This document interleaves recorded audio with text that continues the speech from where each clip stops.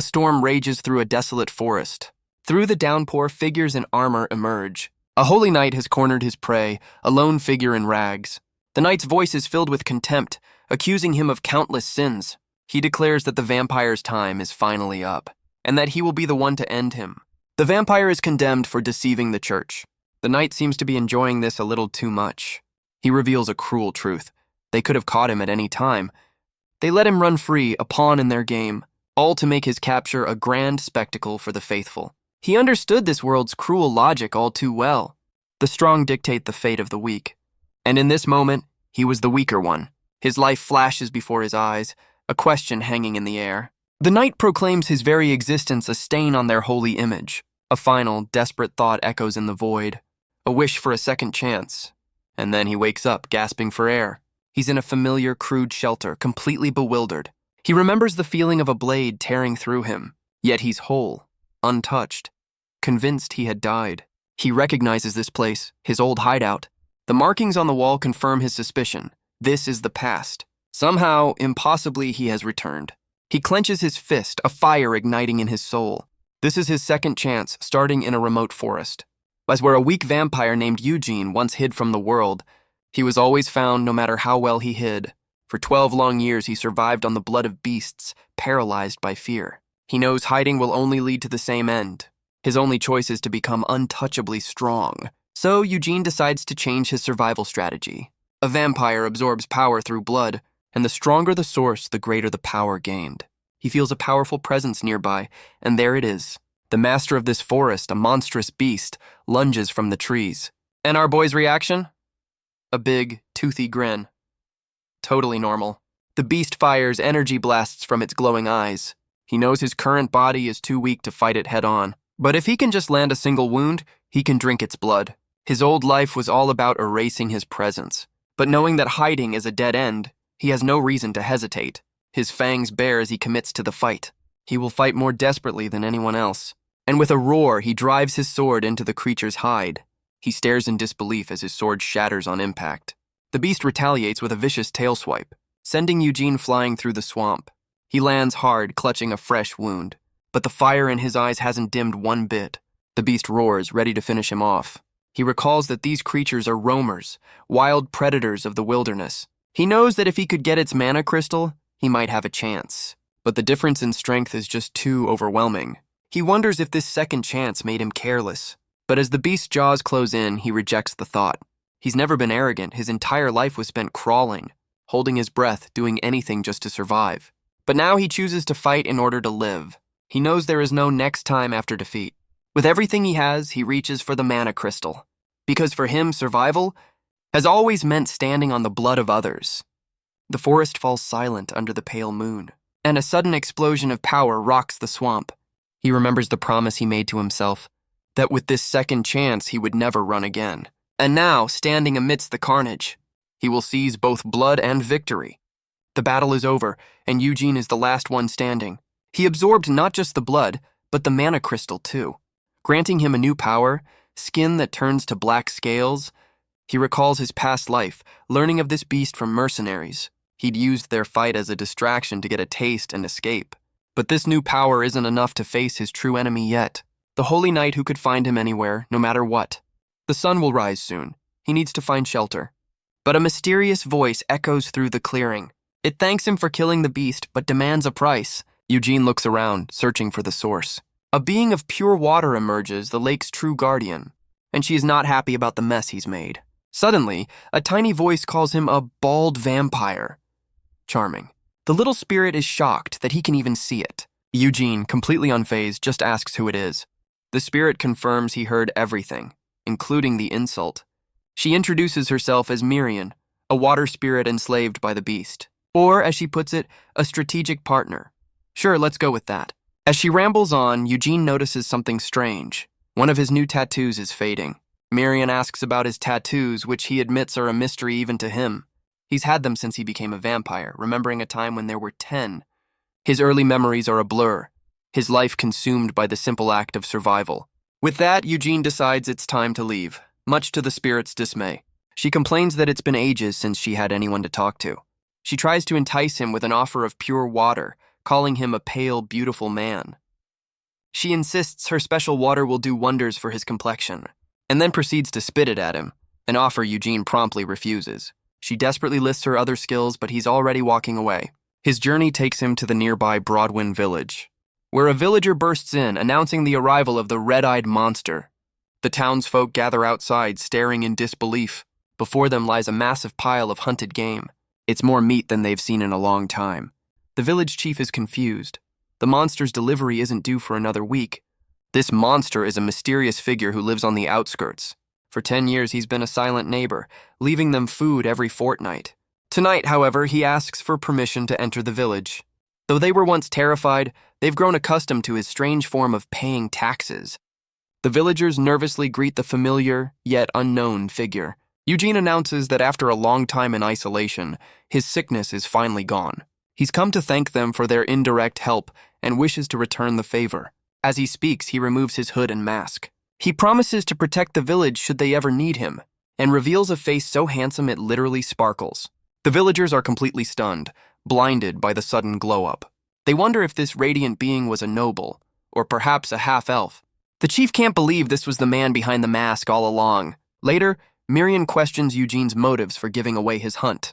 He explains that showing one's face is an act of good faith among humans. But Miriam reveals a grim truth from the future. Mercenaries came to this village to kidnap a boy for a local lord, and to ensure there were no witnesses, they slaughtered everyone. This event is the trigger that will eventually lead the Holy Knights to him. Miriam is stunned, wondering how he could possibly know all this. Even after days together, Eugene remains a complete mystery to her.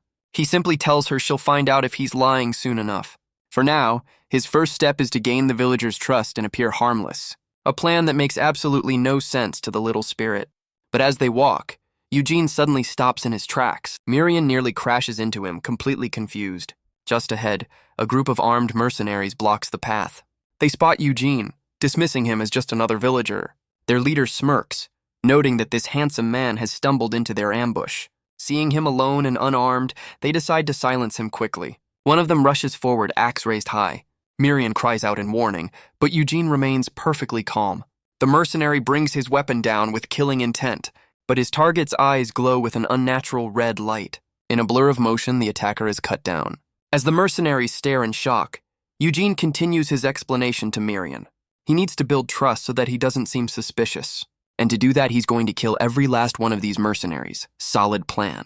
The men finally realize he's not human, shouting that he's a vampire. But one sees this as an opportunity for a huge reward from the church. He charges forward, swinging his greatsword, only for the blade to be stopped cold by Eugene's transformed hand.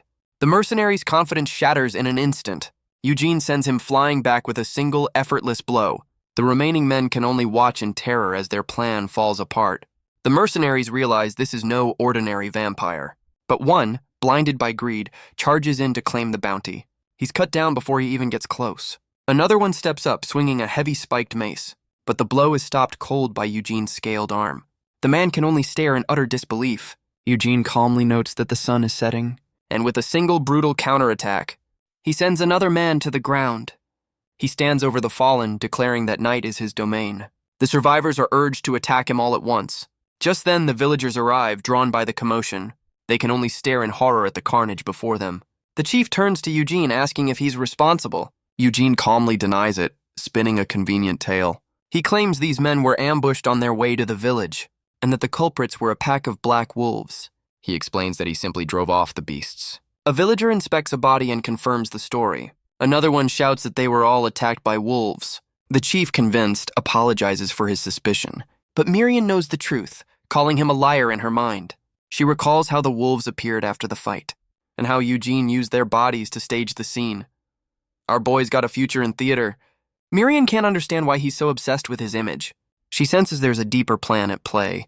Eugene then presents a letter he supposedly found. The chief recognizes the seal of the local lord, Sir Terwin.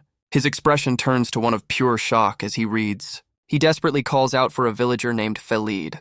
The letter reveals a shocking secret. Felid is Sir Terwin's illegitimate son, and the villagers realize the mercenaries were here to kidnap a noble in their midst.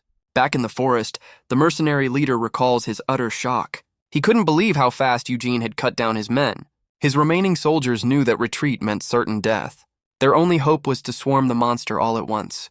But the leader was paralyzed by fear, unable to even run, as Eugene moved through them like a phantom of death. His eyes burned with a cold, predatory light. He met the leader's final charge with overwhelming force, sending the man crashing hard against a tree. Now Eugene stands over the last survivor. The man can only beg for his life amidst the carnage. He asks why Eugene targeted them, if this was all a trap. He pleads that they were only following orders. Eugene's voice is ice as he demands to know their mission, claiming the village as his own. The leader quickly apologizes, swearing they weren't hunting his kind. He confesses they were sent to find the hidden son of the Terwin family. But Eugene sees through the lie, questioning why so many men were needed. He asks if their true plan was to silence every witness. The man breaks, admitting they were hired by other members of the Terwin family. Their mission was simply to kidnap the boy, bringing extra muscle just in case. But one name from the confession ignites a familiar rage in Eugene's soul. Veral Terwin, the commander of the vampire hunters who ended his first life. He realizes Veral wouldn't have ordered a massacre. That was the mercenaries' own greed. And that massacre is what led the paladins right to his doorstep in the past. The leader continues to beg, swearing he would have stayed away if he'd known. Eugene turns his back, telling him to watch for wolves on his way out. A little parting advice. The man can't believe his luck, stammering out his thanks for the mercy shown. Mercy that never comes. Miriam questions his ruthlessness, but Eugene is resolute. He explains that the man knows his secret and cannot be allowed to live. Besides, the wolves are already here and they look hungry. Back in the village, the chief confirms the mercenaries' mission. The townsfolk panic, realizing the Lord's men were killed on their watch. Eugene steps forward, offering to escort the boy himself. The chief is stunned, unable to ask such a thing of him. But Eugene insists, claiming a knight would never refuse to help. Our boy's got some nerve. Miriam can't believe what she's hearing. The villagers are completely floored by the mention of a knight. Even Miriam is losing her cool, shouting his name in disbelief. Eugene offers a formal and completely fabricated introduction. He presents himself as Jan Eugene of the noble house Eugene. He repeats his apology for the late introduction, but the villagers are still skeptical of this sudden revelation. The crowd erupts into whispers, some even defending his honor. Miriam thinks he's gone too far, but Eugene explains his logic. These simple folk have never met a noble. They won't know the difference. And just like that, they're hooked, bombarding him with questions. He gives a vague but convincing story about his life in seclusion. The chief laments their inability to reward him, but Eugene has a simple request. He only asks for a place to rest, an offer the chief happily accepts. The next morning, Eugene looks out over the quiet village. He examines his hand, recalling the power he gained from the forest master. His eyes glow with the beast's predatory light. The black scales spread across his skin. He discovers they offer some protection from the sun, a welcome surprise. Miriam, however, is quick to point out a flaw in his noble persona. He can't read. Eugene isn't concerned, as he plans to leave soon anyway. But Miriam presses him, demanding to know his true goal. He explains to Miriam that he's already gained social status, because humans trust authority more than any fancy words. Miriam points out that this flimsy lie will only work on simple villagers. But Eugene is determined to turn this lie into the absolute truth. The chief hands him a letter of introduction, asking him to take care of Felid.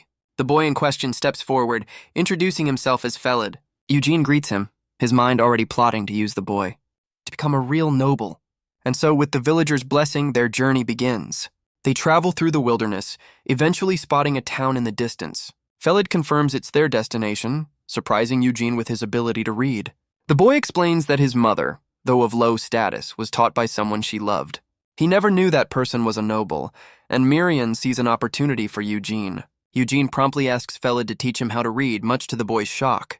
Felid is confused, wondering how a knight could be illiterate. Eugene spins a sob story about his fallen family and a life of combat. And with that, they continue on their way.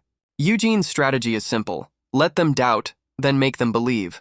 Miriam has to admit his acting is top-notch, but she warns him that too many lies could backfire. A quick glance at Felid, however, shows the boy is already completely sold. Felid apologizes, admitting he was suspicious of Eugene at first. He confesses that the villagers calling him a monster had biased him, but now he'll judge for himself, accepting that a warrior might neglect his studies. He even offers to teach Eugene in secret to avoid any embarrassment.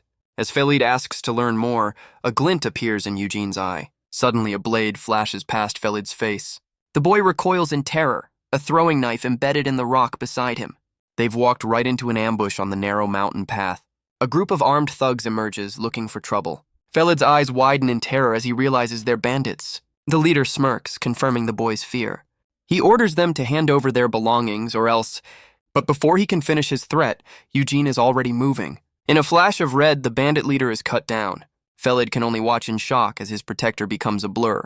The remaining thugs cry out as their boss falls. Eugene feels his body move with a new, nimble speed. An enraged bandit charges forward, swinging a crude axe. But he's met with the same swift, brutal efficiency. Eugene carves a path through the ambushers. One of them stumbles back, desperately calling for help. But there is no escape from the hooded figure. His plea is cut short by a final, decisive strike. In moments, the mountain path is littered with the fallen. Eugene wonders why humans prey on those weaker than them. He questions if weakness is an invitation for torment. He asks Felid if learning to read will help him understand such things. The boy is frozen, splattered with the evidence of the fight. He covers his mouth, trying to process the brutal scene. Eugene promises that no matter what, he will keep the boy safe. After the grim encounter, they finally arrive at a bustling town. A merchant loudly advertises rare herbs from a recent dungeon raid. Nearby, a customer argues with a shopkeeper over prices. Miriam is thrilled by the new sights, but Felid urges caution. He explains that the merchants here are notorious for ripping people off. As if on cue, a man demands a refund for an overpriced item. Eugene notes that being careful is a luxury he can't afford without any money. He tells Felid to wait as he steps into a leather goods shop. He presents a massive pelt, asking the shopkeeper to name his price. The shopkeeper recognizes the pelts as Black Wolf leather, a rare find in these parts. He gives the hooded figure a sharp, calculating look. Eugene remains perfectly still, his face hidden in shadow. The man sizes him up, noting the worn clothes of a simple wanderer. He grins, thinking this stranger will be easy to swindle. He claims the leather is damaged, offering a measly 18 silver coins. A true master of the lowball. But from under the hood, a pair of red eyes flashes with silent intensity. The shopkeeper recoils, startled by the sudden, unnerving gaze. A bead of sweat rolls down his face as the pressure mounts. He quickly changes his tune, admitting the rarity could justify a higher price. But Eugene's silent stare is all the answer he gets. The man nervously raises his offer to 23 coins, calling it a generous deal. The glowing red eye tells him he's still not even close. He stammers, upping the price again to 25 coins. Even Felid starts nervously bidding against him from the side. The merchant fumes, wondering just how much this silent stranger expects. He finally cracks, offering 30 silver coins as his absolute limit, which Eugene accepts. Later that night, by a campfire, Eugene practices his reading. He thinks the letters look like worms, admitting he has a long way to go. The strange script seems to mock him from the page. He reflects on his new practical clothes, a far cry from the silk robes of vampire lore. He's satisfied with the deal, but Miriam calls the merchant a pushover. She recalls the negotiation, thinking Eugene should have squeezed him for even more. Our girl's got a future in finance. Eugene simply says he needed something to block the sun, prompting Miriam to scold him for his lack of ambition. She paints a grand picture of the vampire life, luxury, power, and endless servants. Eugene asks how she knows so much, and she explains that other spirits told her stories. She passes on their wisdom, urging him to learn, then asks if he can even read. He bluntly says no. He asks what else she's good for, just as Felid calls out his name. The boy approaches, asking who Eugene was talking to. Eugene smoothly covers, claiming he was just talking to himself. Miriam notes the recent fight was a bit much for the boy. But Felid wakes up, ready for their late-night study session. He eagerly offers to teach Eugene as much as he wants. And so, the lessons continue by the warmth of the fire. Eugene is picking it up surprisingly fast, much to his own shock. Felid explains that it normally takes a year to learn what Eugene has mastered in hours. Eugene wonders if this will be enough for Felid's new life as a noble. The boy admits the whole situation still feels like a dream. He doesn't even expect a warm welcome from his estranged father. Just then, their quiet night is interrupted by approaching riders. A man in armor greets them, asking to share their campsite. A classic nothing to see here entrance. Eugene is instantly on guard, his hand hovering near his weapon. The man notes their group includes a child and asks their destination. Knowing a lie would be too risky, Eugene tells him the truth. The mercenary leader claims they're headed the same way, offering to share their supplies. But one of his men, a blonde-haired youth, seems to object to this generosity. Eugene's suspicion grows, his eyes fixed on the newcomers. The leader apologizes for his subordinate's rudeness. He introduces himself as Partek, prompting Eugene to repeat his knight persona. The younger mercenary scoffs, openly questioning Eugene's claim. He points out the lack of a horse or proper armor. He gets right in Eugene's face, demanding he admit he's a fraud. His expression turns menacing as he accuses Eugene of lying, but his finger is stopped cold just inches from Eugene's face. Eugene knows he's cornered, but he also senses their questions are just a pretense. He calmly calculates his odds, realizing he could take them all if it comes to a fight. His hand transforms, gripping the young mercenary's wrist. But before he can act, the captain's own eye flashes with a strange light. And with incredible speed, Partek strikes his own man, sending the loud-mouthed mercenary flying through the air. Well, that's one way to shut someone up. Partek immediately apologizes for his rookie's blatant disrespect. Eugene accepts, telling them to just find a place to settle down. But he knows this lie will only attract more suspicion down the road. As the mercenaries set up their own camp, the young recruit is still reeling. The blonde mercenary, Raban, struggles to understand what just happened. He gets to his feet, only to be berated by his captain for being an idiot. Partek lectures him on the foolishness of challenging a knight so recklessly. He even gives him another smack for good measure, reminding him they all nearly died. Raban argues that Eugene just looked like a shabby traveler with a cheap sword, so Partek decides to give him a lesson in observation, starting with the robe. He explains it's made of expensive lycanthrope leather, a price that amounts to 3 times Raban's monthly salary. He adds that Eugene is literate, proving he's no ordinary wanderer. Partek reveals that Eugene was a hair's breadth from drawing his sword, and he explains exactly how he could tell what was about to happen. The man's stance was perfect, his hand already on his weapon, a posture that showed he was a master swordsman, ready to strike. He tells Raban that if he'd been any slower, the boy would have lost his head. Partek asks if he truly understands how terrifying knights are. He describes the life of a true knight, born to nobility, trained from birth, and tested in dungeons. They are warriors who build their reputation on the battlefield. Only those who have proven themselves in blood can earn the title, and impersonating one is a crime punishable by death. He concludes that whether Eugene is real or fake, he's dangerous, because anyone who would dare make such a claim must have the skills to back it up. Raban asks if Eugene could be stronger than him, and Partek admits it's likely. He notes their shared destination, suspecting Eugene is after a newly opened dungeon. But from across the camp, Eugene has heard every single word. He wonders why the Terwins hired incompetent thugs before, when mercenaries like these exist. And with a new plan forming, he gets up and walks right towards them. Raban stammers his agreement, completely intimidated by his captain. Their journey eventually leads them to the bustling city of Martella. Eugene knows the mercenaries are convinced, a fact he plans to exploit. But as he considers his next move, Mirian zips up to his ear. She reports back from her little eavesdropping mission. The intel is grim. Lord Terwin is on his deathbed. And a new unexplored dungeon has just been discovered nearby. A potential gold mine that the Terwin family is too broke to handle. Eugene files this information away as Mirian interrupts his thoughts. She asks what will happen to Felid once his father is gone. Eugene's response is cold. It's not his problem. Mirian presses, worried the boy will be targeted by his own brothers. Eugene believes the old lord just wants one last look at his son, but he knows that from this moment on, both their fates are intertwined. With that, their wagon finally rolls to a stop.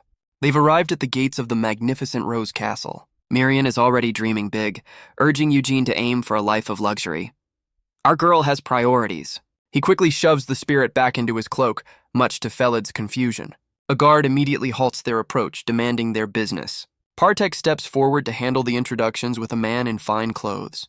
The man introduces himself as Kamara, the eldest son of House Terwin. He impatiently orders the mercenaries to start unloading their cargo. His dismissive gaze then falls on Eugene and Felid. Eugene calmly introduces himself as a knight, about to present the boy. But another voice cuts through the air, calling out to Kamara. Eugene freezes, a flicker of recognition in his eyes. The newcomer, clad in armor, reminds his brother of his duties. He wears the 3-rose crest of the Terwin family, and Eugene knows he could never forget that voice. It's the commander of the vampire hunters, the man who first found him. Knight Verthal Terwin, the man who ended his first life. He questions his brother, the second son of House Terwin. Kamara retorts with a smug grin, mocking his authority, but Verthal's expression remains deadly serious. His attention then shifts to the hooded figure. Eugene presents the letter from the village chief. The name Broadwin catches Verthal completely off guard. He reaches for the letter, his suspicion piqued, but Kamara snatches it first, ever the opportunist. He reads it with a look of theatrical curiosity. He announces the news: the mercenaries are dead, and this is their long-lost brother. Felid stands frozen, caught in the middle of this noble drama. Kamara offers a less than sincere welcome to his new sibling. Veral, however, tells the boy their father is eager to see him. He orders the guards to get Felid cleaned up and properly dressed. The boy is led away, looking back in confusion. But Veral stops in his tracks, sensing the conversation isn't over. He turns, his gaze locking onto the mysterious escort. Eugene speaks up, demanding his reward, a meeting with Lord Terwin. Verthel's refusal is instant and absolute. He explains their father is unwell and offers gold instead, but Eugene's glowing red eye tells him that won't be enough. Verthel's patience snaps, warning him not to push his luck. As the tension rises, Eugene calmly asks why he's being denied. Kamara steps in, happily fanning the flames of conflict. Veral argues their father is too weak to meet with a stranger. The brothers face off, their family drama on full display. Veral seems to notice something just out of frame. Kamara turns to Eugene, blaming his brother for the inconvenience. He dismisses Eugene and leads Felid away for a tour of the castle. Eugene realizes Veral never intended to let him see the Lord, but their standoff is interrupted by a loud, new voice. A red-haired warrior arrives, carrying a familiar face. He dumps the unconscious mercenaries at Verthel's feet. He suggests a rather permanent form of discipline. Veral acknowledges they were hired for the dungeon raid. He decides to table the discussion for a more private setting. Partek identifies the newcomer as Sir Galrettic, a rising star who recently proved his worth in a tournament, a man known for his monstrous strength and skill. He single-handedly swept through 1,000 opponents. Partek speculates he's here for the newly discovered dungeon.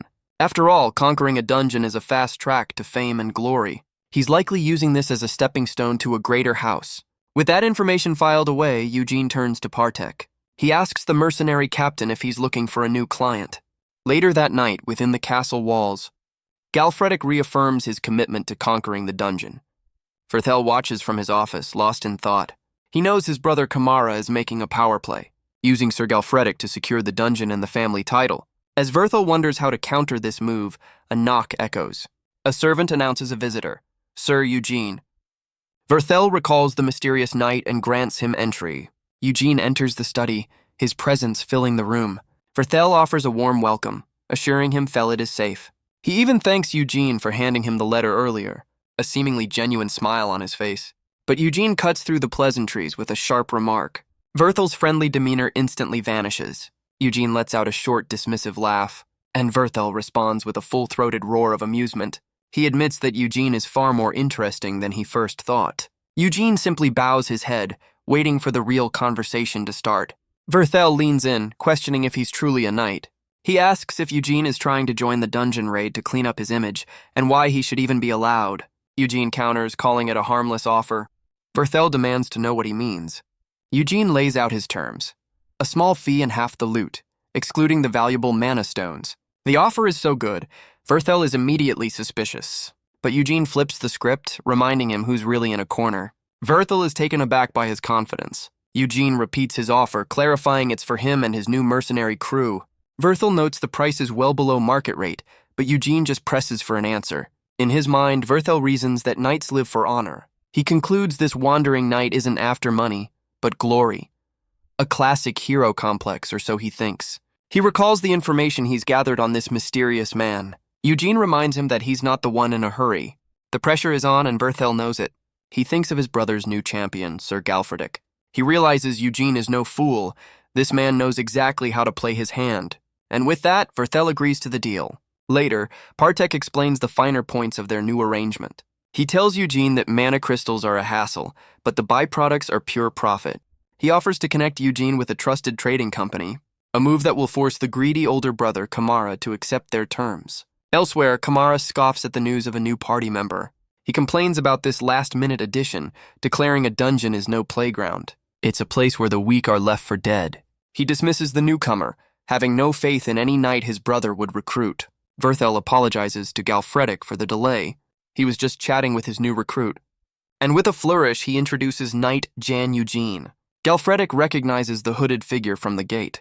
He smirks, telling Kamara they can't accept an unknown. But Veral steps in, vouching for Eugene's skill. He explains that he heard a rather interesting story about the bandits who were plaguing their territory and how Eugene single-handedly wiped them out. He holds up a dagger, declaring his skills are more than enough. But Galrettic decides he needs a demonstration.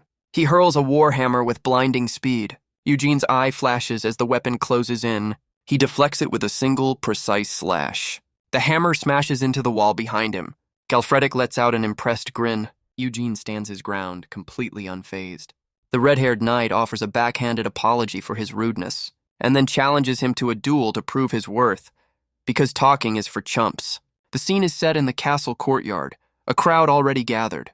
The news spreads like wildfire. Sir Galrettic is dueling. Everyone is eager to see the tournament champion in action.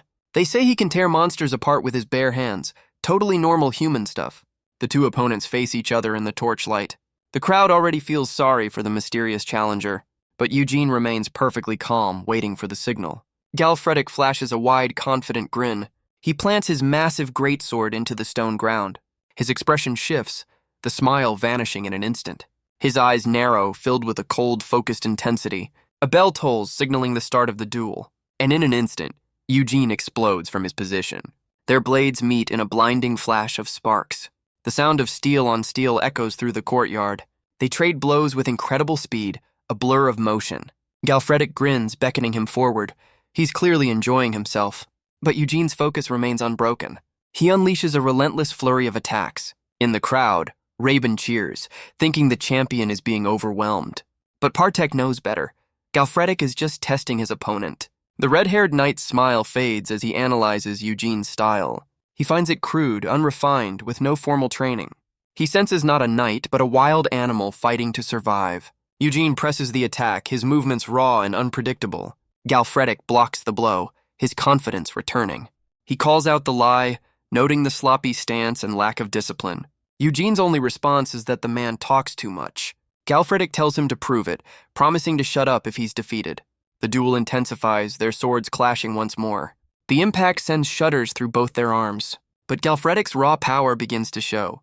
As he breaks through Eugene's guard with a brutal kick, he follows up instantly, giving Eugene no time to recover. Another powerful blow connects, sending our boy flying. The impact shatters the stone courtyard beneath him. Raban celebrates, thinking the fight is already over. A bit premature, buddy. But through the dust, a figure slowly rises. Eugene's eye glows as he asks who they think passed out.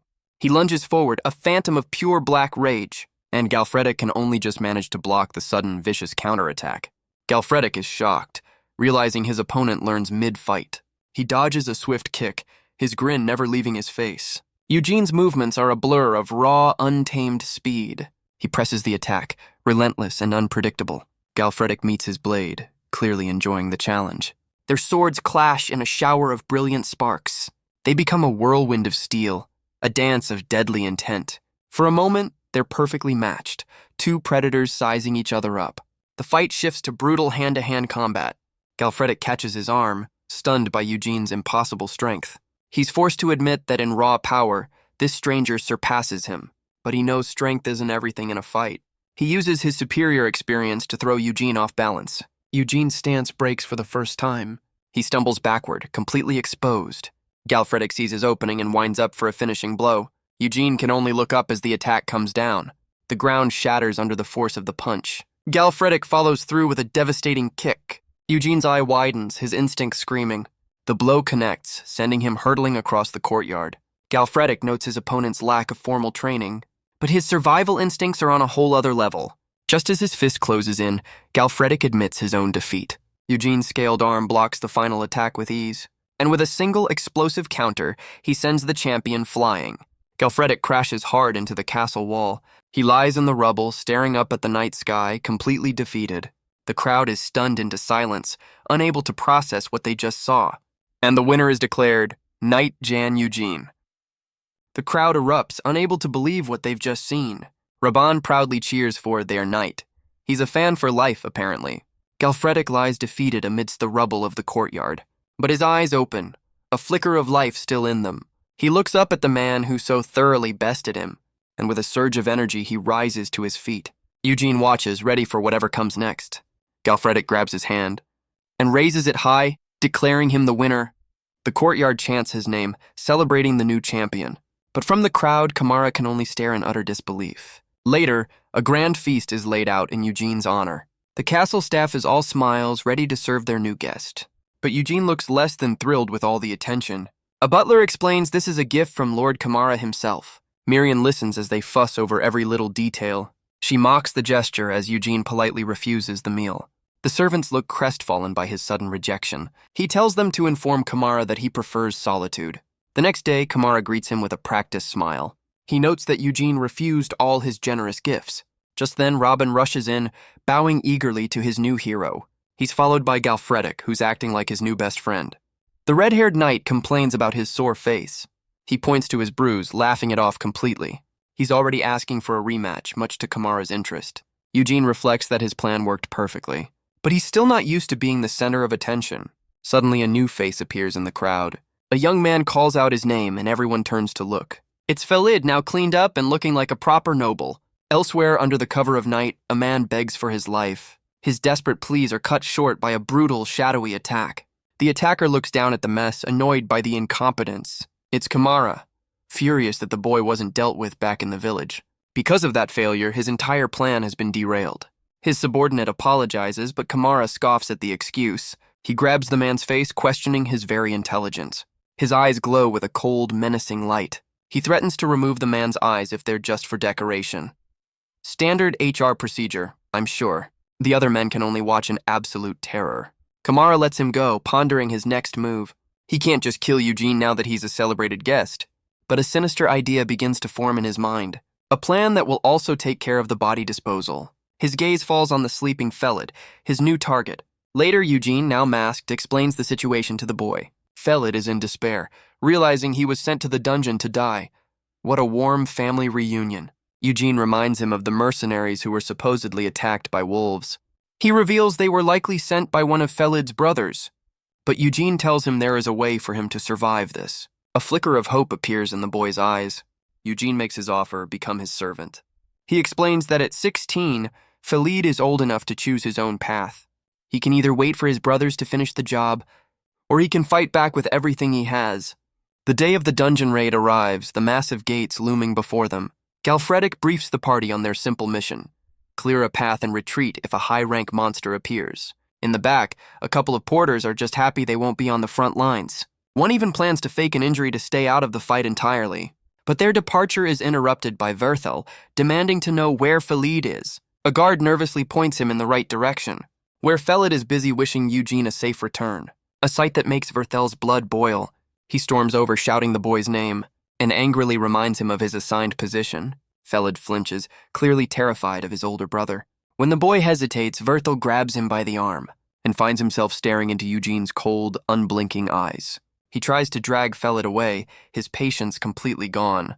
But his hand is stopped by a grip of solid steel. Veral can only stare, stunned by the blatant defiance. Eugene calmly questions the logic of sending a novice into a dungeon. Veral shoves him back, claiming it's just tough love. A likely story. He tells Eugene to know his place and stay out of family matters. But Eugene suggests that Veral is the one who's out of line. He then drops a bombshell. Felid is now his servant, and he has a whole crowd of witnesses to back him up. He declares their bond is now thicker than blood, and a threat to the boy is a threat to him. He even offers a little pre-dungeon duel if Veral disagrees. Veral is speechless, demanding to know who gave him permission. Eugene points out that taking in the boy will only hinder his future. Meanwhile, the porters gossip about the knight's incredible skill. One jokes it would take a second lifetime to get that strong, further enraging Veral. Just then, Kamara arrives to stir the pot, siding with Eugene. He reminds Veral that Felid is an adult, free to choose his own path. Eugene knows that once you're a target, survival is never easy. And Veral is left speechless, completely outmaneuvered. Eugene's lesson is simple. If you can't be strong, form a pack. Their little standoff is interrupted by a scout's report on the dungeon entrance. With the drama settled, Galrettic gives the order to proceed. The massive dungeon gates grind open. He offers a grim reminder. Their lives are their own. The mercenaries steel themselves for the horrors within, and with a final command, the entire party charges forward. From the entrance, Kamara offers a wave and a 4-day deadline. The gates seal shut, leaving them to their fate. They step into the suffocating darkness of the cavern, and are immediately swarmed by a horde of goblins. Galrettic carves a path through the chaos, but one soldier breaks, cursing his comrades for their incompetence. Galrettic roars at them to hold the formation, a real hands-on manager.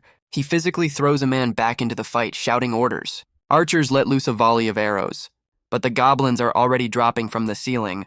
The line breaks as the creatures swarm from every direction. One of the porters realizes this was a terrible career move.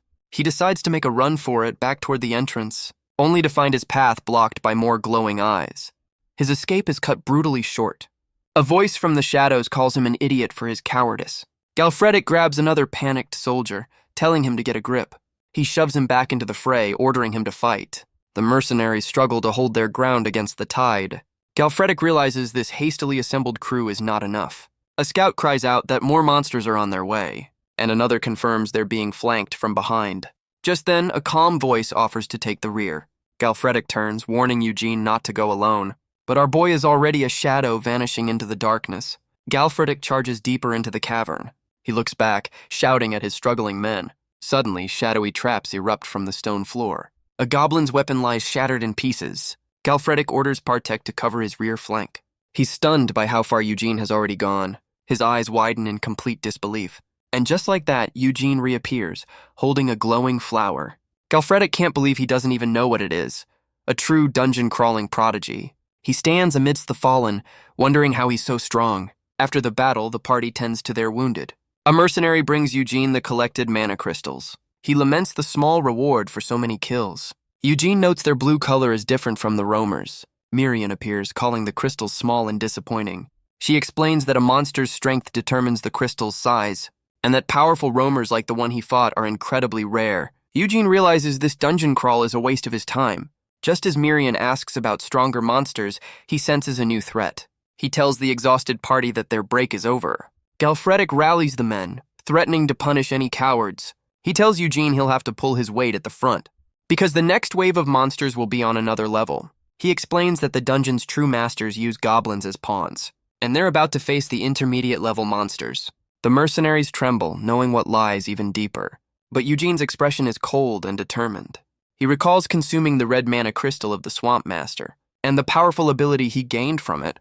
He wonders what new power awaits if he consumes another. He announces he can hear at least 50 footsteps approaching. Galrettic looks on, impressed by his incredible senses.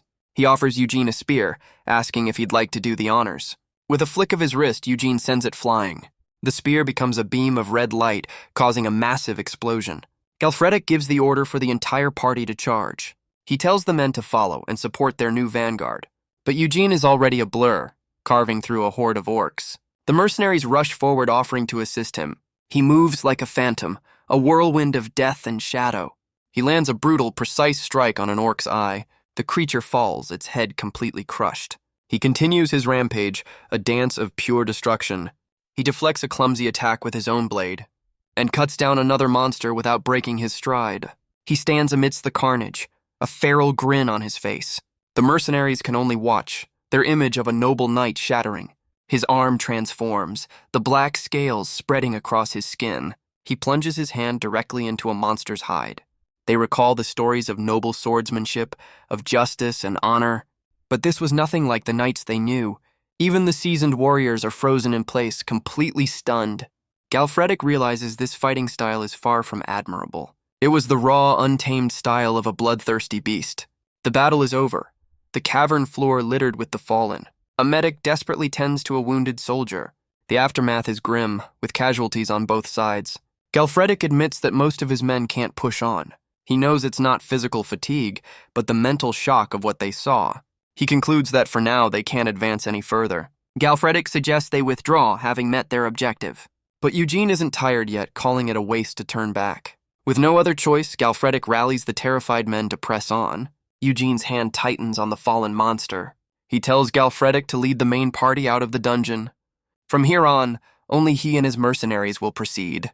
Raban and the others immediately volunteer to join him. Galrettic wonders if this was an act of consideration for the exhausted soldiers. He realizes this man is redefining what it means to be a knight. And so a smaller, more determined party ventures deeper. Robin immediately regrets his decision, admitting he's terrified. He tries to reassure himself that Eugene can handle anything. Famous last words. But his foot crushes something small on the cavern floor. He looks down, a flicker of alarm in his eyes. It's just a spider. A very dead spider. And it has a whole lot of very large, very angry relatives.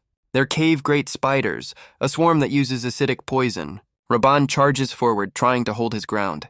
Partek shouts for them to fall back, but Eugene questions the order. He's already carving a path through the horde. To him, these numbers are nothing. Inspired, the mercenaries dive back into the fight. Eugene and Partek cover each other's backs in the chaos, but Robin is quickly overwhelmed, crying out for help. A spider lunges, its fangs bared for the kill, but a gloved hand stops it cold.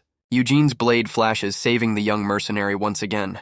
Robin can only stare, completely stunned. Eugene looks down at him, his red eyes burning with intensity. He shoves the boy aside and continues his one-man war. Robin is in awe, wondering if Eugene is even human. He suggests they've done enough and should head back. But Partek is frozen, sensing a new, greater threat. His face fills with dread as he realizes what's coming. He recalls that some monsters have higher-ranked variants, and based on its sheer size, this is one of them. A monstrous spider lord descends from the ceiling. It's a true nightmare, the master of this cavern. Partek urges Eugene to retreat, knowing they're outmatched. But Eugene simply calls out to his men. He orders them to fall back, claiming this one as his own. Partek is stunned by the overwhelming pressure he feels.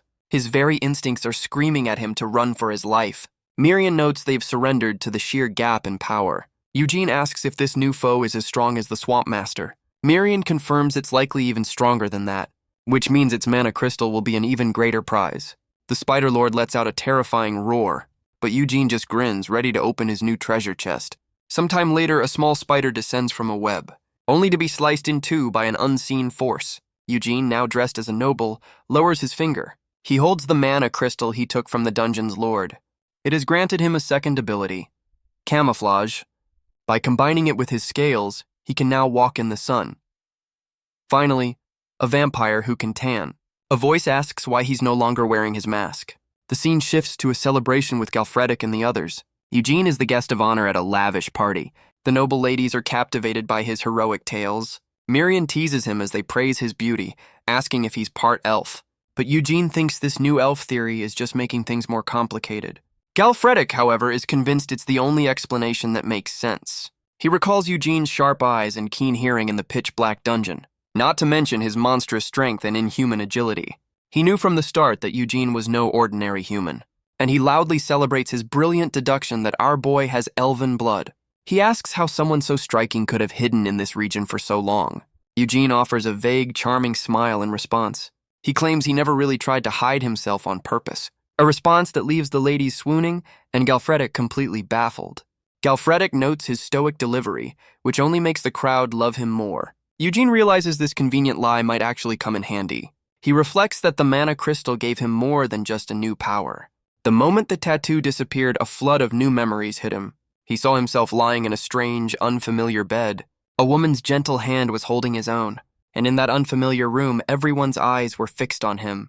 He wonders who the woman in that vision was, or if those memories even belonged to him in the first place.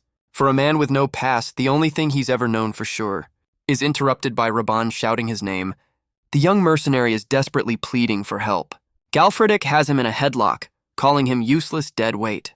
Raban argues that Eugene isn't human, and any normal person would have fled. Galrettic twists his words, asking if he's calling their new hero a monster. Eugene tunes them out, lost in his own thoughts again. The name Eugene is his only anchor to the past, but now he has a theory. If he can erase the remaining tattoos one by one, he might finally learn the truth, beyond the lies of being a knight or an elf. He might finally discover who he truly was. A box is presented to the two knights. Inside is a gruesome certificate to prove Eugene's status. He accepts the official scroll, his new identity now secure. Elsewhere, Kamara watches as his father's health fails. The old lord worries about his ambitious younger son. Kamara promises to protect the domain. A likely story. With his final words, the lord gives some parting advice. He tells Felid a true leader must look after his people, and with that, Lord Terwin passes away. The court gathers to mourn their fallen leader, but not everyone shares the same sentiment. Kamara can barely contain his triumphant rage. As the sun sets on Rose Castle, Galrettic prepares to take his leave. He asks Eugene if he truly intends to stay behind. Eugene confirms he's heading back into the dungeon. Galrettic laments the missed opportunity for a new connection.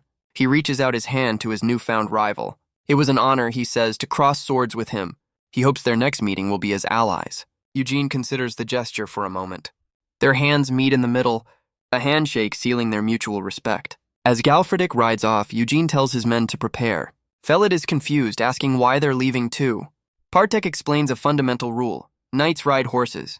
They're off to get Eugene a proper mount and sell their loot. Felid is fired up, ready to serve his new master. But Eugene shuts him down with a cold dismissal. The boy can only stare, completely heartbroken. At a bustling port, a young man struggles under the weight of his cargo.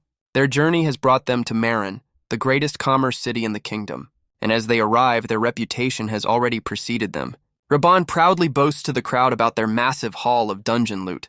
He's a natural hype man. The onlookers are stunned, recognizing the name of the legendary Jan Eugene. Raban barks orders at a young porter, who struggles with the heavy sacks. The boy wipes the sweat from his brow, clearly exhausted. He looks up, wondering what's taking their leader so long. Inside, Eugene and Partek are deep in negotiations. A man named Billmore introduces himself, ready to handle their goods. Eugene listens as the man drones on, surprised Partek's connections are this legitimate. He knows this is a valuable link to a world he doesn't understand. But just as Billmore makes his pitch, the door is thrown open. A well-dressed man barges in, demanding to see Sir Eugene.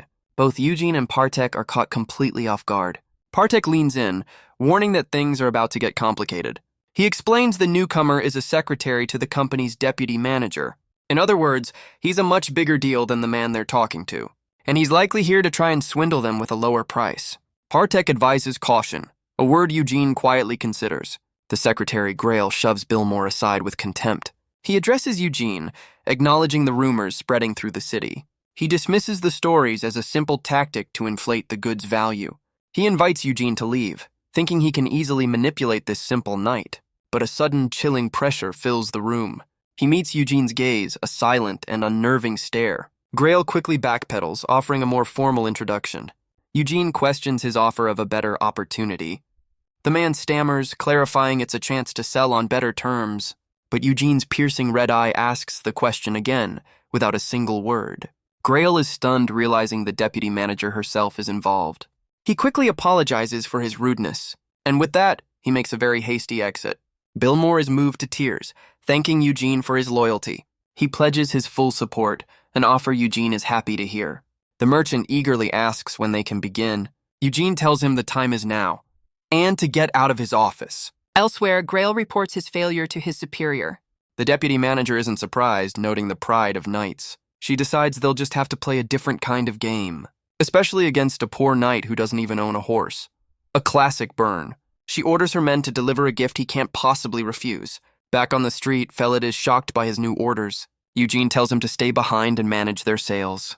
The boy asks why he's being left behind once more. He wonders if it's because he's not strong enough to follow. Eugene simply asks him what a retainer's duty is. The boy correctly answers that it's to offer support. And Eugene explains that's exactly what he needs him to do. His mission is to build their fortune while Eugene is away. He'll learn the ways of business from their new merchant ally. Felid realizes he owes Eugene his life, and this is his way to repay him. Eugene even promises to teach him the sword once they have the funds. He tells the boy that one day he'll need his support in battle too. The promise leaves Felid completely stunned. But his expression quickly turns to one of resolve. He accepts his mission without another moment of hesitation. With that settled, the group heads back into the city. Eugene notes how quickly their new fortune has vanished. Looks like someone needs a budget. Even Miriam feels the sting of their empty coin purse. As they walk, a glint of light catches Eugene's eye. Before them stands a magnificent suit of plate armor. Partek calls it a knight's dream, but Eugene just sees a price tag. He learns it's a treasure beyond the reach of most nobles. Their window shopping is cut short by a frantic Raban. He screams that a massive horde of roamers is attacking the city. They're breaking through the eastern forest, overwhelming the local guilds. Partek sees an opportunity, but Eugene isn't convinced. Raban begins to explain the very simple logic. Unlike dungeons, roamer hunts are pure, untaxed profit. In other words, it's a giant pile of cash just waiting for them. Our boy's got his priorities straight. That's all the convincing Eugene needs. But just as they're about to leave, a voice calls out. It's Grail, looking a lot less composed than before. He presents a warhorse, a gift from the deputy manager. A magnificent thoroughbred, a steed fit for a true noble. Eugene questions why she would give him something so valuable. The man flinches under that familiar, unnerving stare. He knows there are always strings attached. Grail insists it's just a small token of appreciation. The horse seems to disagree. Without another word, Eugene accepts the gift. Now properly equipped, he's ready to make some money. Robin asks what they should do since their leader just left them in the dust. Partek tells the idiot to start running. Grail watches them go, his mission a surprising success. They arrive at the eastern forest, already crawling with monsters. The goblins sense an approaching threat, but they're no match for the speed of his new mount. He carves a path through the horde without slowing down. Mirian notes the sheer scale of the attack, a sign that the front line has already fallen. He calls this good news, because he'd rather not share the loot. With that, he charges deeper into the forest, his new mount thundering across the ground, a blur of speed under the midday sun. He rides toward the sounds of battle, where a lone knight is holding the line, a blonde warrior completely surrounded. The horde closes in, ready to overwhelm her. Her own horse panics, throwing her to the ground, and promptly abandons her to her fate. Great teamwork. She tries to make a heroic last stand, but her bravado quickly turns to panic as the monsters stare down at their cornered prey. Her cry for help echoing through the clearing, but just as they lunge, a flash of steel cuts through the horde. Eugene arrives, a phantom of death on horseback. He carves a path through the monsters with ease. The blonde knight can only watch in disbelief as he single-handedly clears the area around her. She thanks him, asking for his name, completely oblivious to the monster behind her. She asks for his name again, still smiling. Eugene questions if that's really important right now. She grins, admitting he has a point, and promises to ask again once they survive. Later, she recounts a very dramatic version of events, claiming she and the mysterious knight saved the city, and the crowd eagerly asks for the hero's name. She points to the crowd, announcing the hero's name, Jan Eugene. The name ripples through the onlookers, who recognize him from the Terwin dungeon raid. And just like that, the entire city is chanting his name. From a high window, a figure in red watches the celebration. It's the mayor of Marin, Louis Palin, who notes that Eugene's fame is growing too fast. But his granddaughter, Priscilla, assures him everything is under control. She hopes he becomes even more famous because the higher you fly, the harder you fall. Elsewhere, Felid discusses business with an associate. Priscilla reveals she's investigated the boy, learning he's a hidden child of the Terwin family. The mayor's eyes light up with a new, cunning idea. She explains that Eugene is trying to sponsor the boy, building a fortune for him. The mayor sees her plan, to use this connection to build a relationship with the Terwins. He decides to send Eugene a gift, a proper reward for the city's hero. Priscilla thanks him, her own scheme falling perfectly into place. Later that night, under a pale moon, Priscilla muses that the thirsty will always seek water. She sips from her cup, explaining a merchant's true purpose, and that is to dig a well before the right person gets thirsty. She waits for her target to come to her. A door handle turns, signaling his arrival. She expects him to walk in without resistance or doubt. She offers a welcoming, predatory smile, and in walks Eugene, now clad in magnificent red and black armor. He's here to offer his thanks, confirming her identity. She sizes him up, a beautiful man with the strength to crush a troll. She can already tell he's different from any knight she's ever met. She compliments the armor, a gift from the mayor himself. It's forged from special steel and ogre bones, strong enough to repel a dragon's fang. Eugene simply says he'll count on its sturdiness in the next dungeon. He thanks her for the lodging, noting his mercenaries are now ready for anything. She offers him her gratitude and a brand new proposal, but Eugene cuts her off, announcing his immediate departure. He promises to return after clearing the Terwin dungeon, but then reconsiders, saying this might be their last meeting after all. He's only interested in collecting mana crystals this time. And with a simple goodbye, he turns to leave her fuming. He stops at her command, but doesn't turn around. She regains her composure, asking if he's sure he wants to leave. She calls him out, telling him not to play dumb. She lists all the gifts he's received: armor, a horse, fine lodging, and points out that his sales don't even cover half the cost. She asks if he truly doesn't understand that everything has a price, or if she needs to remind the people of Marin that their so-called hero is a man with no honor.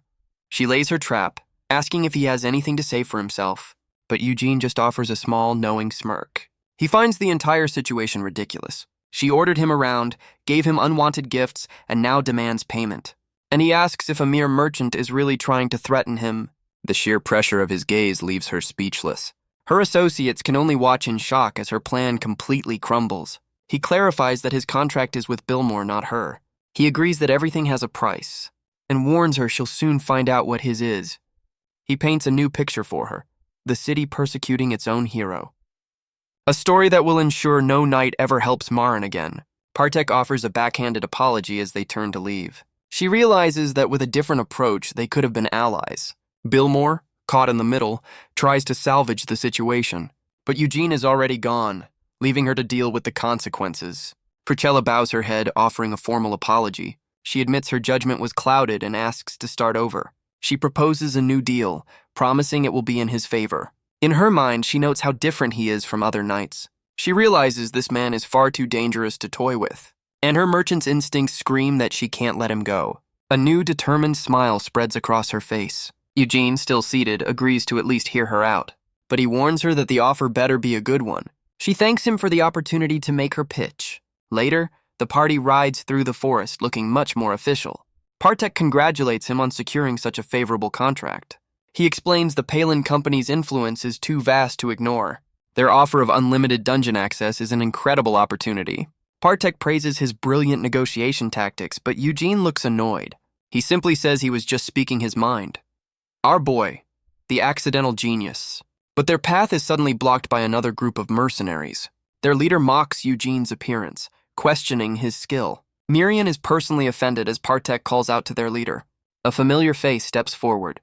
Kamara, the new Lord Terwin. Eugene dismounts, acknowledging the man's new title. Kamara explains that his brother hired new mercenaries, but something feels off. He recalls the last group, the ones supposedly killed by wolves, and notes this new crew gives off the same unsavory vibe. Eugene's eye narrows, processing the new information. Kamara then makes his offer, for Eugene to lead the dungeon party. The mercenary leader steps forward, clearly unhappy with the arrangement. He asks if he'll become commander if Eugene dies in the dungeon. Well, that's not ominous at all. Eugene's men are stunned by the blatant threat. The man justifies his words, claiming they must prepare for the worst. Eugene accepts the challenge with a cold, knowing look. The man jokes that if he falls, his bald second-in-command can take over. Miriam is personally offended by the insult, but Eugene already knows the score. This is all part of Verthel's plan to have him eliminated in the dungeon. But Eugene remembers his past and he will not be a pawn again. Inside the dungeon, the party is immediately swarmed by goblins. Eugene moves like a phantom, cutting down the first wave. He carves a path through the horde with brutal efficiency, his blade a blur of motion against the tide of monsters. He doesn't even break a sweat. The mercenary leader watches, admitting the rumors were true. Eugene is single-handedly doing the work of the entire party. His presence is like an impenetrable shield for the men behind him. The leader knows he just needs to wait for the right moment. Just one chance to land a single poison-laced strike. Eugene announces they're entering a more dangerous area. He warns that only those who can keep up should follow. The mercenaries cheer, eager to prove themselves. Or so it seems. But their leader stops his own men, telling them to wait. He explains that Sir Eugene has a different plan in mind. And so, Eugene walks into the darkness alone. He reflects that this is far less entertaining without Galrettic. He recalls the red-haired knight's confident smile. He was an excellent leader who always took the front line. With him, even this weak party might have stood a chance. Now Eugene finds himself curious. He wonders how Galrettic would handle this situation. As the mercenaries prepare their ambush from the shadows, they surround him, their leader glad he's finally dropped the act. Eugene agrees and summons a massive water elemental to greet them. The elemental unleashes a torrent of water, extinguishing their torches. The men panic, shocked that this knight can also use magic. Plunged into darkness, they stumble around in complete confusion. One complains he can't see and is immediately silenced by a shadow. The leader shouts for them to fight back against the unseen attacker. But in the chaos, they begin to strike down their own allies. The cavern fills with the sounds of their own men falling. And through it all, Eugene moves like a phantom of death. Team-building exercise going great, I see. The leader realizes this darkness only makes Eugene's hunt easier. He desperately tries to activate a magic light stone, but the stone fails to ignite, leaving him sweating in the dark. He freezes, wondering why everything has suddenly gone quiet. A single footstep echoes from the shadows behind him, and Eugene appears, asking if he needs a little fire. He offers to help, noting how inconvenient human eyes are. He then crushes the man's light stone in his hand. The flash illuminates the carnage of the fallen mercenaries. Eugene asks if he can now see who was hunting whom. The leader can only curse, realizing he was the prey all along. Eugene's fangs are bared, his patience finally at an end. Back at Rose Castle, a storm rages through the night. A figure walks purposefully down a long, dark hall. Kamara calls out, demanding to know what's happening. Eugene stands by a window, his back to the commotion. His expression is cold, his mission now complete. Kamara asks if the rumors he's heard are true. He demands to know what's going on, gesturing to the floor. where Eugene has just dropped the last surviving mercenary. Kamara is stunned to see the mercenary captain, Maverick. The man confesses he tried to kill Eugene on Verthel's orders, and Kamara looks absolutely thrilled. Verthel storms in, demanding to know how far Kamara will go. He insists Kamara is the one who's lost his senses. But Kamara just grins, telling Maverick to explain himself properly. Under Eugene's influence, the man begins a new, twisted confession. He declares that a wretch like him deserves to die, and with a sudden lunge, he throws himself through the window. Plummeting from the high castle tower, the brothers can only watch in shock, shouting his name. His body lands hard on a statue in the courtyard below. Well, that's one way to clean up a loose end. Kamara claims the man went mad, asking if his words can be trusted, but Verthel sees right through it, noting Kamara's relief. The accusation hits its mark, and Kamara's composure cracks. He deflects, accusing Eugene of slander and having no knightly pride. Eugene asks Verthel to swear on his honor that he's innocent.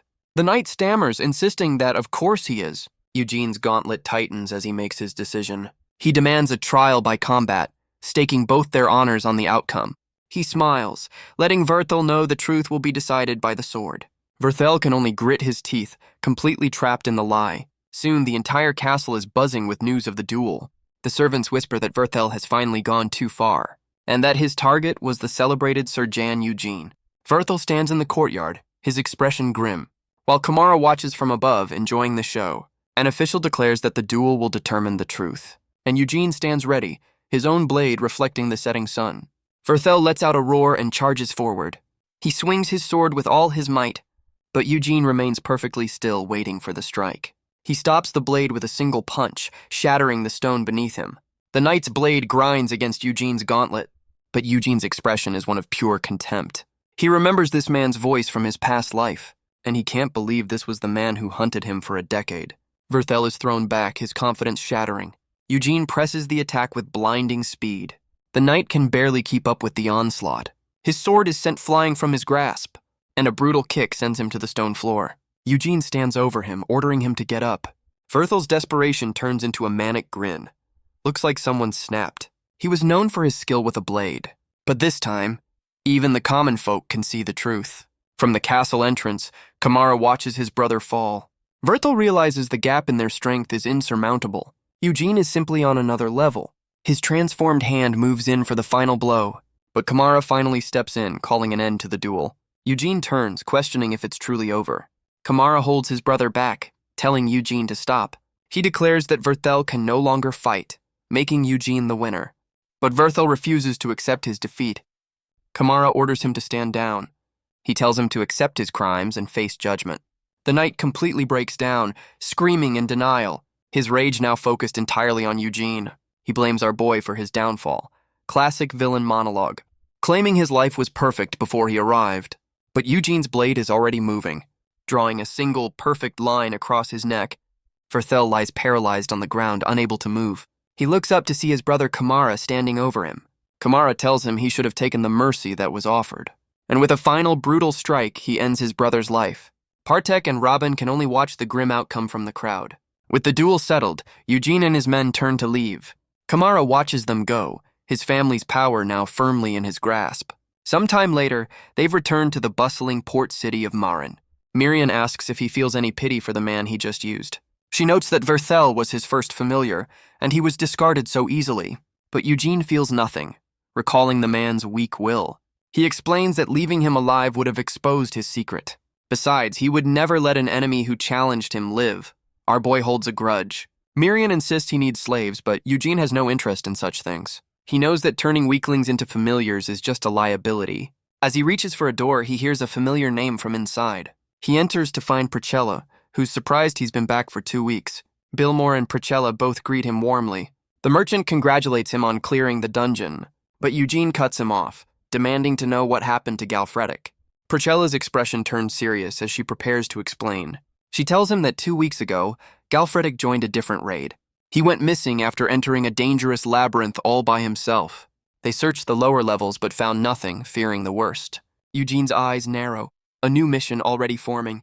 He rides out immediately, thundering through the forest. His journey takes him to the grand estate of House Evergrow, where a young noble welcomes him from a high balcony. Eugene thanks him for the reception but insists the matter is urgent. The man introduces himself as Jevin Evergrow and invites him inside. Eugene questions if Galrettic really acted on his own. Jevin confirms it, explaining the upper levels are forbidden territory, a place his family hasn't dared to enter for a century. It's the domain of the so-called Master of the Labyrinth. A new knight chimes in, blaming Galrettic's recklessness. This guy seems like a real charmer. Jevin introduces him as Sir Lugates, their house knight. Lugates smirks, noting he's heard of Eugene's duel. He boasts that he also defeated Galrettic in a tournament. But Eugene cuts him off, asking if that's important right now. The standing knight apologizes, admitting Galrettic is too valuable to lose. Jevin recalls that Eugene and Galrettic were close friends. Eugene reluctantly agrees, remembering the man's over-the-top personality. Jevin leans in, promising their full support for his rescue mission. He explains their grim history with the labyrinth's upper levels. Every party they've sent has vanished without a trace. Because of this, anyone missing for a month is declared dead. And Galrettic has already been gone for 3 weeks. With only 1 week left, all hope will be lost. Eugene's eyes glow with resolve, his mind made up. He stands to leave immediately, but Jevin stops him. He's told to wait 3 days while they prepare a new party. Eugene quietly accepts the offer of rest. But Jevin has one more thing to add to the deal. They've hired a new mage who will be assigned to his party. Later, walking through the city, Miriam complains about Lugates. She calls their story a load of nonsense, and Eugene agrees. He knows their explanation doesn't add up. He recalls Galrettic's plan to secure an appointment with the Count. The man was supposed to be rewarded, not sent on a suicide mission. Eugene wonders why the family would suddenly change their minds. Miriam overhears a rumor about another knight lost in the labyrinth. Nearby, a robed figure preaches of a ritual to summon a savior. He calls for a messiah to save them, but the crowd just calls him a cultist. Eugene notes the strange atmosphere, a town on the edge of panic. A young follower shoves a pamphlet into his hands, urging him to believe. He reads of wild beasts dying from earthquakes near the labyrinth. He wonders if the labyrinth collapsed and why Galrettic would enter. With that, he decides they're heading for the labyrinth right now. A new voice agrees, saying 3 days is too long to wait. The hooded mage turns, surprised to find a vampire in their midst. Eugene's eyes flash, his guard instantly up.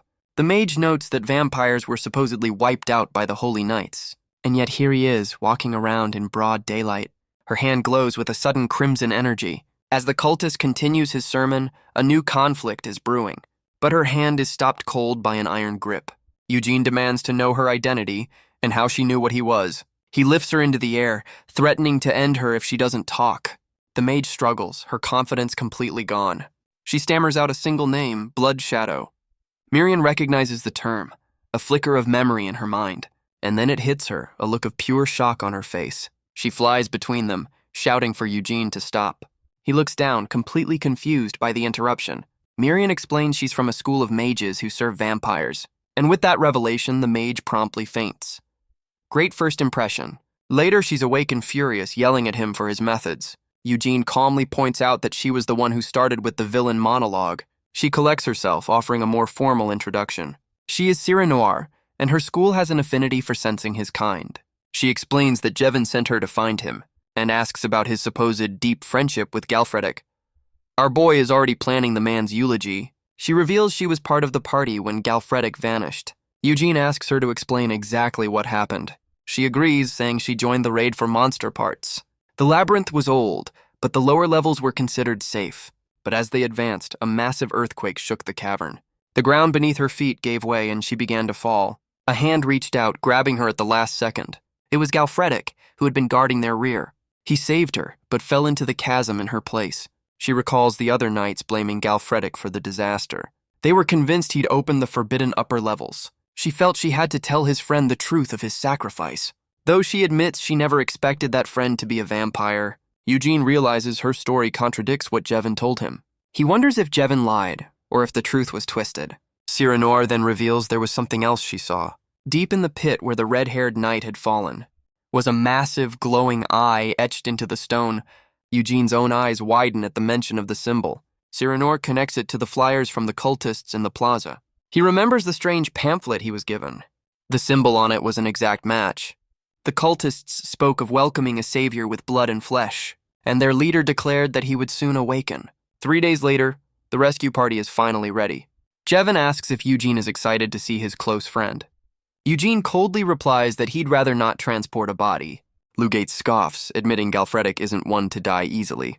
He reasons that if Galrettic survived 3 weeks, he can last 3 more days.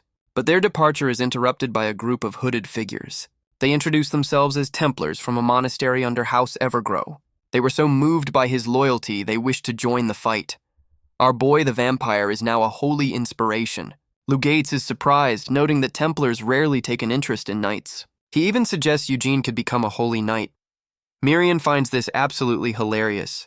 Lou Gates flashes a wide, unsettling grin.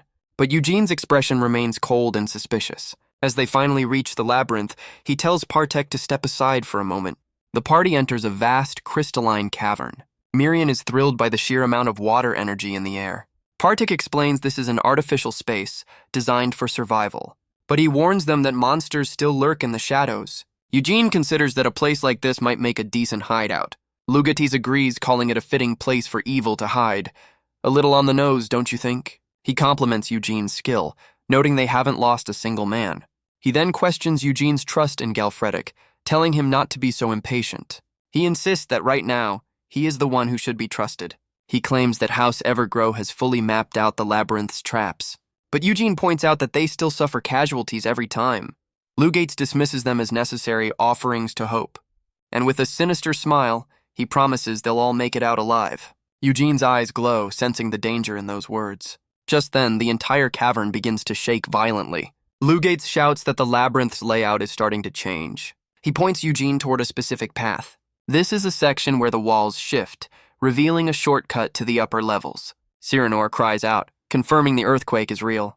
Eugene looks around, asking where this shortcut is supposed to be.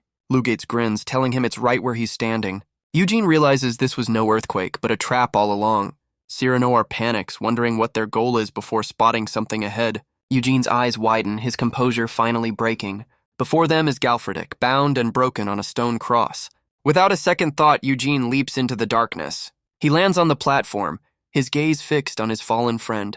He reaches out, checking for any sign of life. He confirms that Galrettic is still breathing and can be saved. But Miriam calls out, sensing that something is terribly wrong. She points below, explaining she's felt a strange presence for a while. A sudden gust of wind rips through the chamber. They look around, trying to find the source of the disturbance. From the chasm below, a menacing red light begins to glow, and 2 massive, burning eyes open in the darkness. A monstrous head emerges, wreathed in violet flame. Its massive tail slams against the cavern wall. A colossal beast rises, the true master of this labyrinth. Looks like the welcoming committee is here. As Cyrano panics, Eugene orders her to protect Galrettic. The beast smashes its fists into the ground, ready for a fight. Eugene plants his foot, preparing to meet the challenge head-on. He launches himself forward, a blur of red and black. His eyes are locked on the target, his focus absolute. He soars through the air, his sword held high. His body twists, preparing for a devastating strike. Cyrano cries out in warning as the beast prepares to counter. Its massive arm swings with impossible speed. Bringing down a weapon the size of a building, Eugene clings to a ledge, questioning what the monster is doing. A massive glowing eye appears in the sky above. The beast's weapon slams down, shattering the very ground beneath them. The platform shatters, sending Galrettic plummeting into the abyss. Eugene's eyes burn with a cold, focused fury. He dives after him without a moment's hesitation. But the beast's massive hand closes in to intercept him. He screams his friend's name, his voice echoing in the chasm. Just then, Cyrano casts a spell from the ledge above. He roars at her, questioning what she's doing. She identifies the creature as a minotaur, a high-rank monster. She warns that even a vampire could fall to such a beast. But Eugene's resolve doesn't waver for an instant. He stops her mid-sentence, his blade inches from her face. He tells the maid she has overstepped her boundaries. She apologizes, but insists he can't just charge in to die. She begs him to calm down and think before he acts. She panics, realizing the labyrinth is far more dangerous than they thought. Eugene lands safely on a lower platform. He notes that he underestimated her earth magic. Suddenly, Lugatz appears, a smug grin on his face. His eyes gleam with a cold, calculating light. Cyrano realizes he never intended to save Galrettic at all, and a transformed hand grabs him by the throat. Eugene accuses him of being the one behind this entire trap. Lugatz plays innocent, claiming he was only helping. What a guy. He calls Eugene rude, his own composure never breaking. But Eugene's grip tightens, his power flaring. His eyes burn with the promise of a very painful end. But Lugatz counters, a strange magic glowing in his hand. Eugene is shocked by the sudden display of brute strength. He reveals the source of his power isn't his own. Cyranoir recognizes it as a formula for inheriting someone else's power. She explains it's a forbidden spell for inheriting power. But Luget scoffs, calling it an excuse to monopolize strength. He declares that he and his followers are the chosen ones. A classic villain monologue. Eugene finally understands the man's cheap trick. He used borrowed power and then boasted about it. And now, Eugene is going to teach him a lesson in humility. He lunges forward, his red aura flaring to life. Their powers collide in a blinding flash of energy. Cyranoir is stunned, wondering if any ordinary vampire could be this strong. Eugene realizes his opponent has also been hiding his true strength. Lugates meets his charge with a confident grin. Their fists connect in another explosive clash. Lugates declares that he has no intention of holding back. He sends Cyranoir and her companion flying into the chasm. He reminds Eugene that every trap in this place has been mapped out. And with a final, chilling smile, he tells him to die. But Eugene screams out a name, calling for help. A blast of blue energy erupts from below, stopping his fall. He lands safely, glaring up at his would-be killer. His eyes burn with a cold, murderous intent. Lugates peeks over the edge, surprised to see him alive. He barely manages to block Eugene's counterattack. A thin line of blood appears on his cheek. His expression shifts, his confidence finally shaken. He admits that Eugene is far stronger than he ever imagined, and that using Galrettic as bait was the right choice. With a manic grin, he declares the final sacrifice will be offered. Later, Cyranoir wakes up amidst the carnage, realizing Lugates killed his own men. She sees Eugene holding the broken body of Galrettic. He turns to her, asking if she can save him, but she admits healing isn't her specialty. Eugene's voice is ice, demanding a real answer. The young mage can only look on in despair, but she agrees to do everything in her power to help. Just then, Mirian reports that they're completely trapped. Eugene realizes they've been sealed in the labyrinth's final chamber. Mirian explains this is what she was trying to warn him about. Even with all the water energy, she can't control the liquid here, especially not this strange, unsettling pool of blood. Eugene's gaze falls on the crimson pool. He recognizes the glowing eyes etched into the stone walls. Mirian reveals a grim truth. The owner of this blood is still alive, and with that, the entire chamber begins to erupt. A monstrous form rises from the depths of the pool. The Minotaur returns, wreathed in a new violet flame. Looks like round 2 is on. Cyranoir can only watch in terror as she tends to Galrettic. Eugene tells Mirian to find them a way out of this mess. He stands alone against the towering, resurrected beast. He knows Galrettic is still completely vulnerable. His first priority is to stop that thing from moving. And with a roar, he charges into the fray. He unleashes a storm of crimson energy slashes. The attacks rain down on the monster's hide. He presses the attack with everything he has. He dodges a brutal counter from the beast's shadowy arm. His blade clashes against the monster's tough hide. He holds his ground, his sword locked against the creature. But the Minotaur prepares a new kind of attack, unleashing a massive beam of pure energy from its maw. The blast sends Eugene hurtling backward, but he twists in midair, his arm already transforming for a counter. He struggles against the overwhelming force of the beast. His arm transforms, wreathed in crimson energy. He leaps back, dodging a blast of violet flame, and lands on a piece of rubble, facing the towering monster. He realizes his normal sword can't even scratch its hide. So, if a normal weapon won't work, he'll just have to make one himself. A massive, jagged blade of pure blood takes shape in his hand. His eyes burn with a new, deadly resolve. He leaps into the air, his new weapon held high, twisting his body for a devastating downward slash. He brings the blood sword down with all his might, but even that powerful strike was too shallow. The Minotaur counters with a brutal punch, apparently unimpressed, sending Eugene flying across the cavern. The impact shatters the stone floor beneath him. He barely manages to catch himself on the cavern wall, just as the beast is struck by a beam of light from above. Cyranoir desperately tries to offer support from the ledge. She calls out to the unconscious Galrettic, begging him to wake up and help his friend. Eugene realizes the mage's warning was right all along. These high-rank monsters are on a completely different level.